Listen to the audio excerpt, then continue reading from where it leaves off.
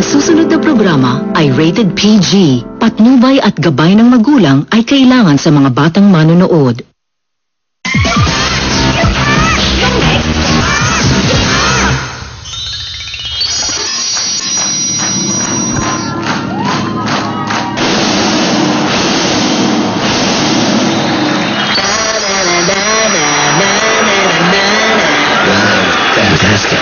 So kasama po tayo.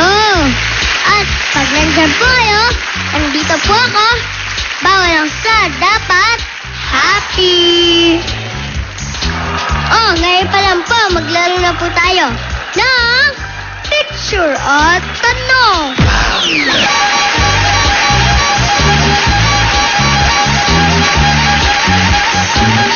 Ay, kuya.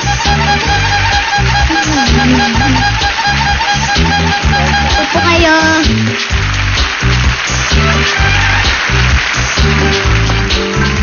Good morning, kuya. Good morning, Miss Raisa. Good morning! Good morning, good morning. DJ po ba kayo? It's just that I'm so excited to be here. Oh, English? Yes, ma'am. Oh, kuya. Hi, kuya.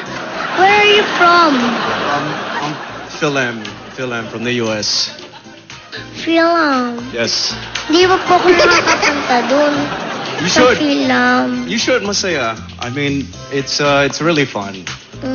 So you. But you understand Tagalog? Opo, syempre. I mean, kung gusto mo Tagalog tayo para. Ano naman pala eh. Mas gusto ko po yun. Oh, kuya, ano po ang pangalan nyo? Ako si Rick. Rick. Sanchez. Kuya Rick Sanchez.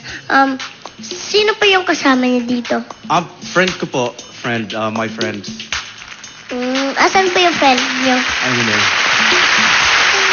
Ayan, hello sa friend ni Kuya Rick. Ryan. Kaibigan ko. Tapos, Kuya Rick, nagbabakasyon lang po kayo dito? yes, actually, dito na ako nagtitira for 1 year. Nag-vacation ako for 1 month, pero I decided to move here for good.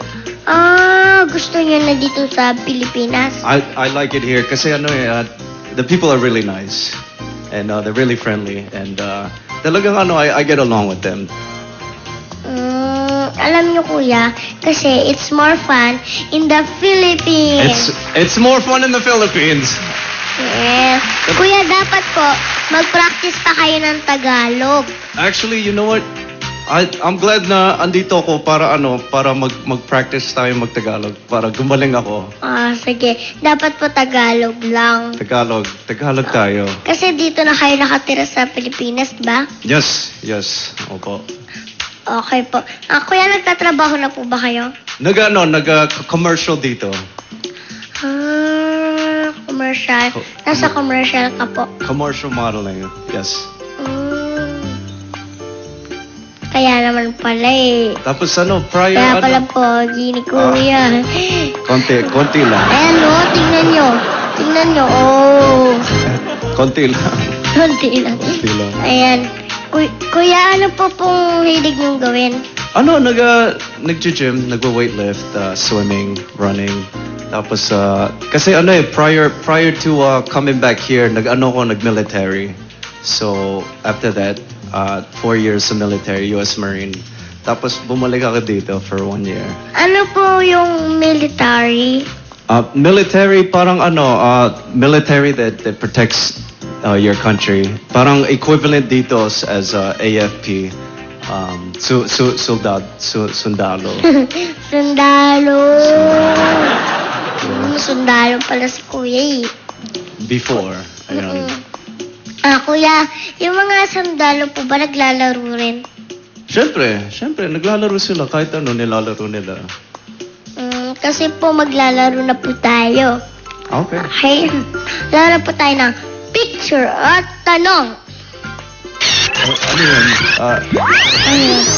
Madali lang po yun, kuya. Dito lang po kayo sa park. Tayo kayo po. Tapos po, hulaan niyo lang po yung i-aarte ko. Okay? Pwede po tao, bagay, o hayop, ginagawa. Saka ayun po, basta po mga ganun. Pwede po English or pwedeng Tagalog. Okay. Okay, kuya, ready na po kayo? Ready. I'm ready. Hey, you have 60 seconds. Word number 1. Tagalog.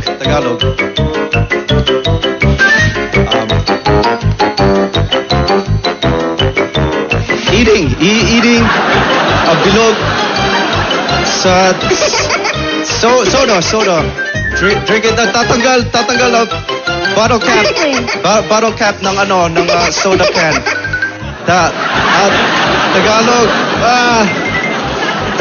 Tagalog tasan. Tasan, pwede po yun. Yes. Word number 2.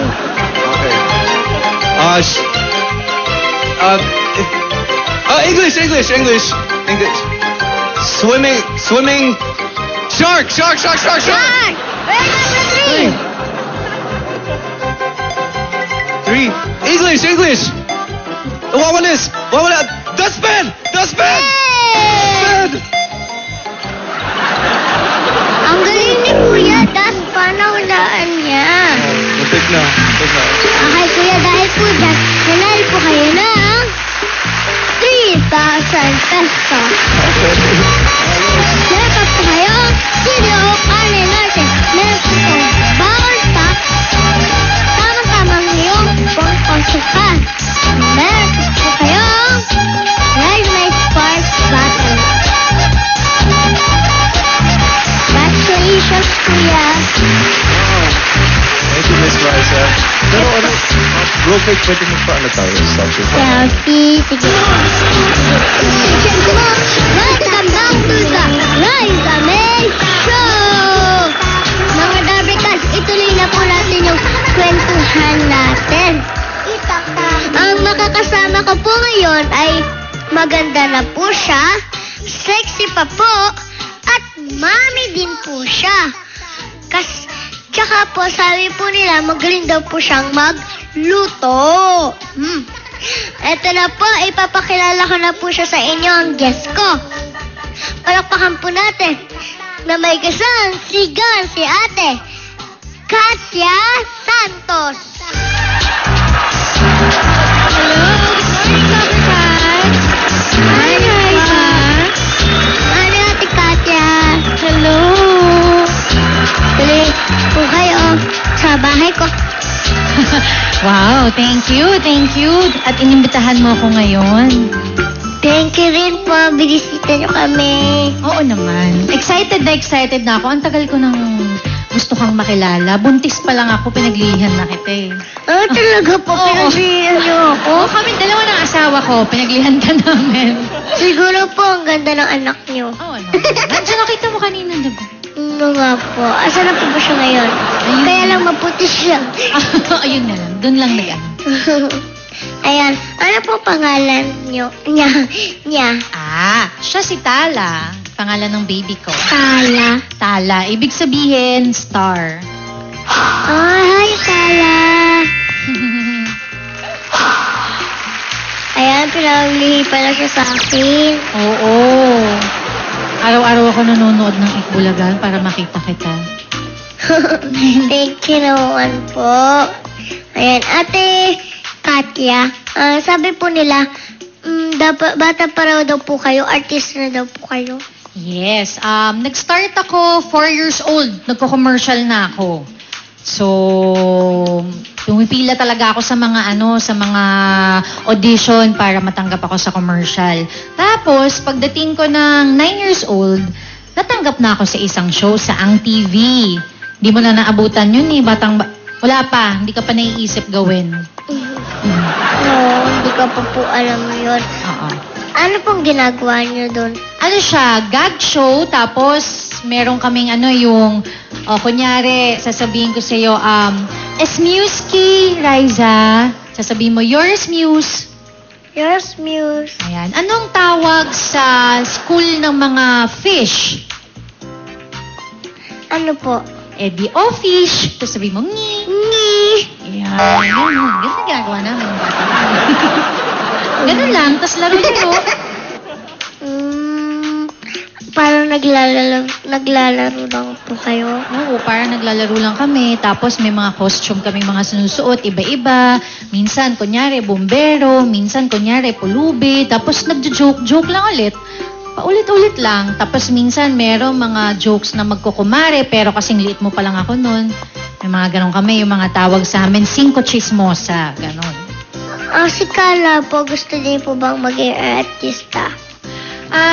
Gusto ko sana siyang mag-artista.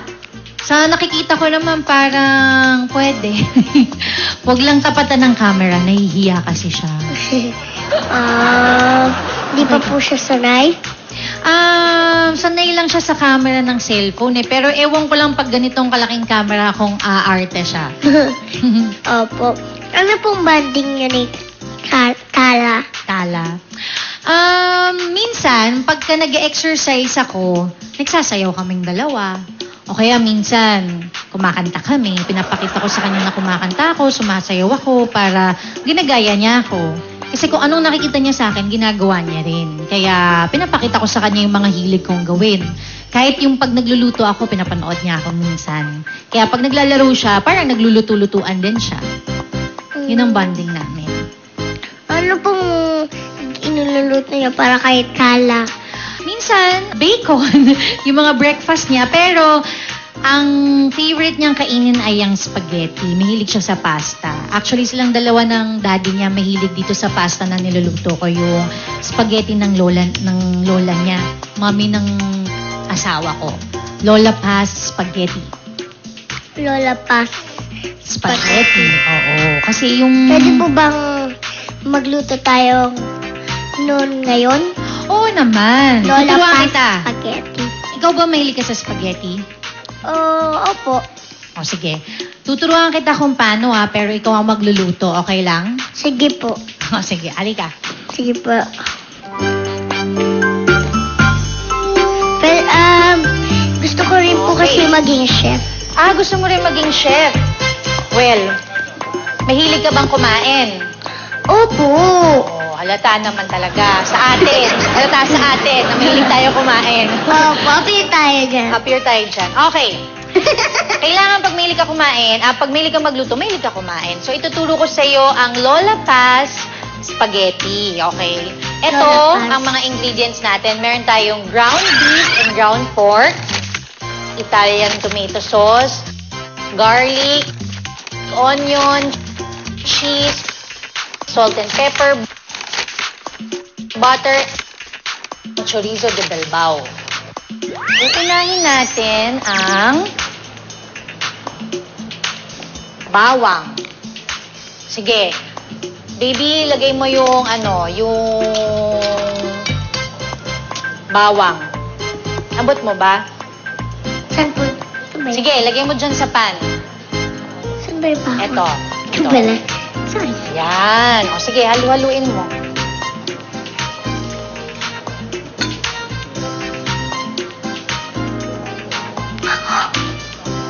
Ang Bango, bango.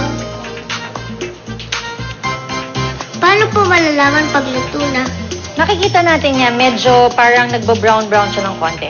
Lagyan natin ng butter para medyo maging madulas-dulas.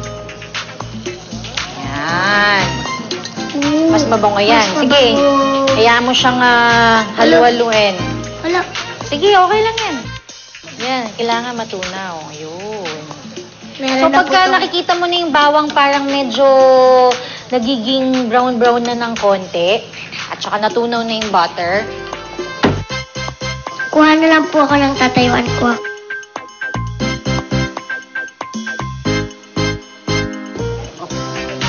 Ayan, lagi po ba nagre-request si Tala Yan. ng ganito? oo, favorite na favorite niyang spaghetti. O, lalagay ko na yung onion, Yan. Okay, bango, no? Ayan ang favorite namin. Nagugutom na Favorite ako. nilang mag-daddy. Yan ang favorite nilang kainin na spaghetti. Lagi ako may nakastock na ng sauce na yan kasi para iinitin na lang ng iinitan pag wala ako.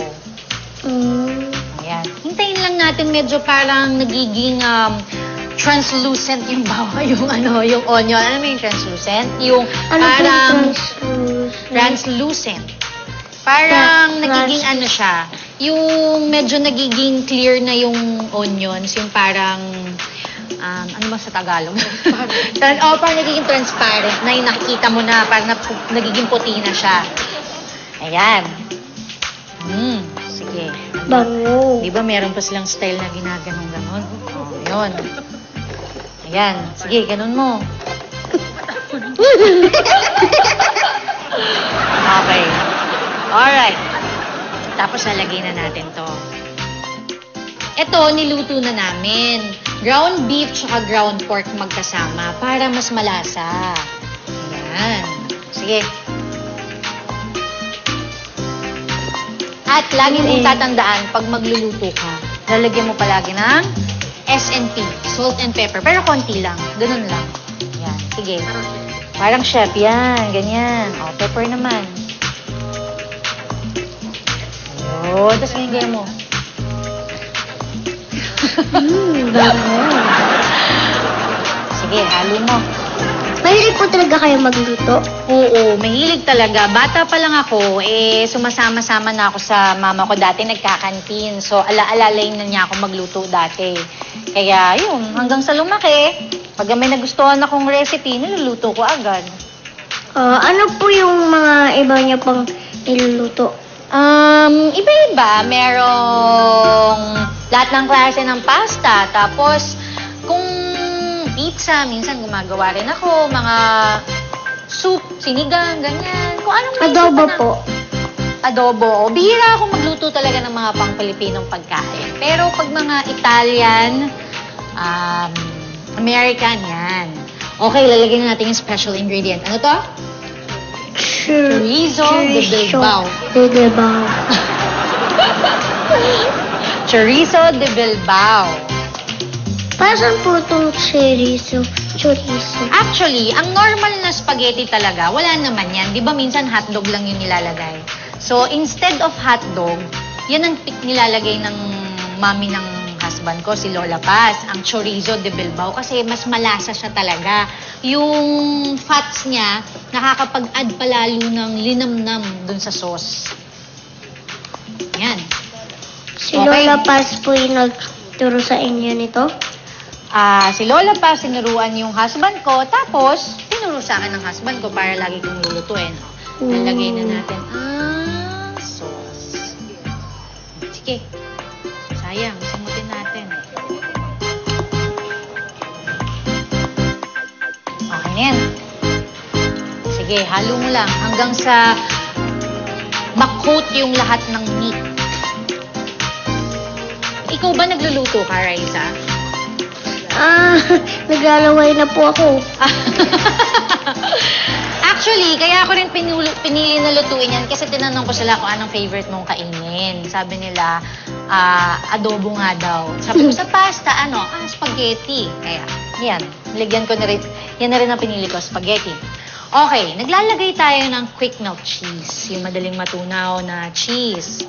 Para mas lalong creamy. Lagyan ng cheese. Yes, cheese. Okay, haluin mo hanggang sa matunaw ang cheese.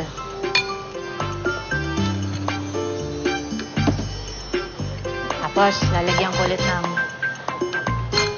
konting salt and pepper. Sige, lagyan ko ang pepper. Down. Ate Catherine, yung asawa niyo po nagluluto din? Hindi. Hindi. Pero ito ang unang-unang pagkain na niluto niya sa akin, itong spaghetti na. Tinuro niya Siya sa na akin. lang po yung pagluto niyo. Ha? Siya po yung ipagluto niyo. Oo, siya talaga palagi pinagluto. Kasi po pag po hindi kayo nagluluto, tapos di siya nagluto, Wala kami magugutom kakainin. kayo. Oo. Ikaw ba nagluluto ka na? Dapat subukan mo na. Ako Tumutulong kasi edad naman. mo lang ako nung nag-start ako magluto eh. Oh. Okay, so medyo... Tumutulong na po ako sa mama ko. Oo, magpaturo ka sa mama mo kung paano magluto talaga. Opo. Tapos tinutulungan ko siyang tikman yung mga niluto niya. Sige, try natin ng konti. Ayan. Yan. Pwede na po ba tikman? Sige, teka lang. Saan po ba yung luto niyo? Dito natin kunin.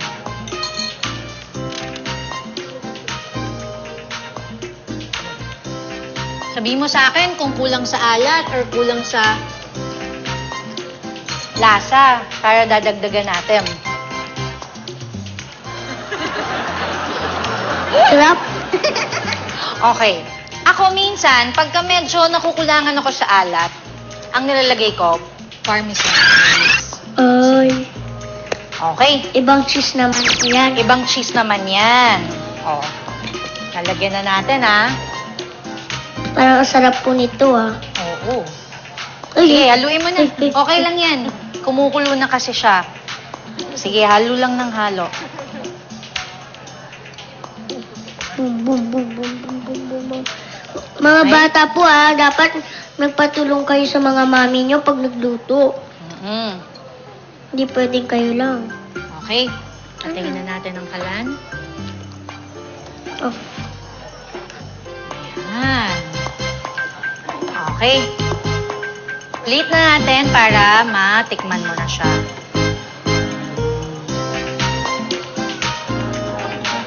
Oo, nakalat. Kinalatan natin. Ibali po, kakainin naman talaga natin yan. Oo nga naman. O sige, pero pupunasan natin para naman presentable. Pagka nagka-boyfriend ka, alam mo na yung gagawin mo. Strict po yung mama ko. Ay, strict ba yung mama mo? So, kailan ka pa pwede magkaka-boyfriend? Pag lumaki na po ako, yung mga ganyang kalaki. Okay. Lalagyan natin ngayon ng bread. Wow. Wow. Okay. Fantastic. Fantastic. Fantastic, Oh. baby. Tikman mo na ngayon. Ikaw ang huhusga. Apo. Ito ba gusto mong tikman? Oh. Tikman ko na po yung niluto namin ni Ate Katya. Ang Lola Paz Spaghetti. meat spaghetti. Ate Katya, meron po ba kayong tips sa mga mami na katulad nyo? Oo naman. Number 1, huwag mawawala ng oras sa sarili. Tapos, kailangan syempre, pagsisilbihan ng asawa palagi. Diba? Opo. Ano? Kamusta? Kaya po, pinagluluto niyo po siya ng Mhm. spaghetti. Siya ang pinapataba ko. Ito Ako na. nagda-diet. Ito na. Ito na.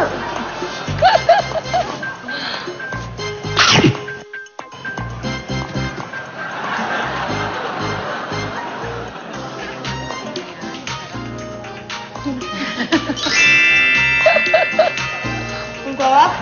Okay ba? O, iuwi mo na yan, ha?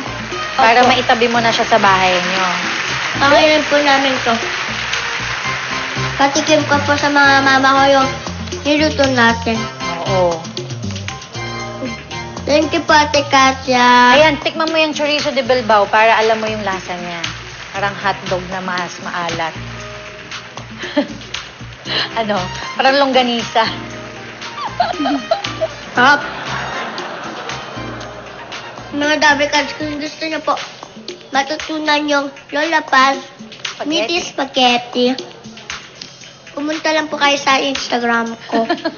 Layla. Nandun ang recipe. Ayan. Okay. Thank you po ulit. Thank you.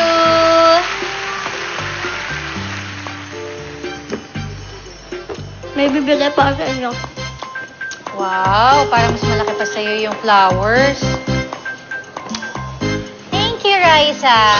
Thank you po. Mga Dabricans, palapahan po natin si Ate Katya Santos. Susunod po ulit, Ate Katya. Pagluto niyo po ako ulit, ha? Oo Turuan naman. niyo po ako ng... Iiwan ko sa'yo yung recipe. Sige po. Tawagan mo ako pag may gusto kang Yan. ibang lutuin. Thank you po ulit.